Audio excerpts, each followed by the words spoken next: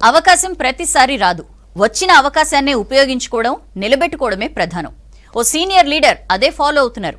ఇటు అధికారిక బాధ్యతలు, అటు తన కోసం వచ్చేవాళ్లు రెండూ బ్యాలెన్స్ చేసుకుంటూ ఫుల్ బిజీ అయిపోయారట.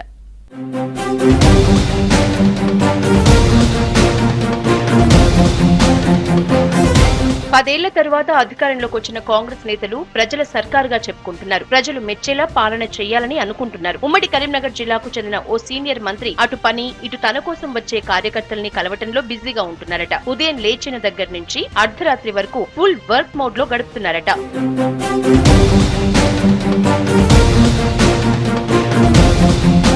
ఈ సీనియర్ మంత్రి చేతిలో కీలక శాఖలున్నాయి. కొత్త సర్కార్ మొదటి బడ్జెట్ ప్రిపరేషన్ లో ఉంది. తన శాఖల పద్దుల మీద అధికారులతో వరుస రివ్యూలు చేస్తున్నారట ఈ సీనియర్ మంత్రి. ఉదయం నుంచి సాయంత్రం దాకా అధికారులతో మీటింగ్ల మీద మీటింగ్లు పెడుతున్నారట. సభలో ఎవరిని నారాజు చేయకుండా చూసే బాధ్యత కూడా ఈ మంత్రిదే. అందుకు తగ్గట్లే అన్ని సర్దుబాటు చేస్తున్నారట. అందరినీ కలుపుకుంటూ ముందుకు వెళ్తున్నారనే చర్చ సెక్రటేరియట్ లో జరుగుతోంది.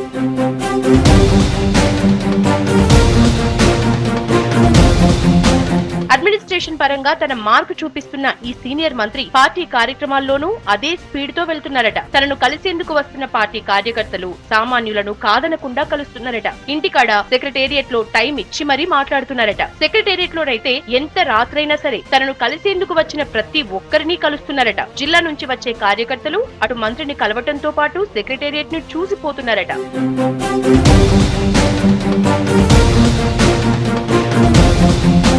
తన పదవుల్ని ఛాలెంజ్ గా తీసుకున్న ఆ మంత్రి అటు అడ్మినిస్ట్రేషన్ లో తన పని తాను చేసుకుంటూనే తన కోసం వచ్చే ప్రజల్ని కలిసేందుకు ఎంత టైం అయినా కేటాయిస్తున్నారట.